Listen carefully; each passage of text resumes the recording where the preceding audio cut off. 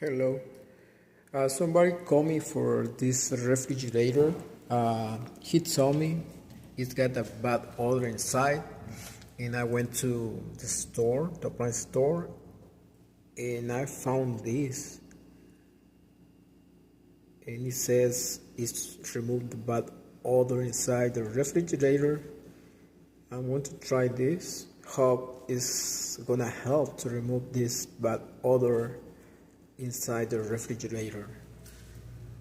I'll leave some inside on top and also one inside the freezer. If you have this issue, you can try with this.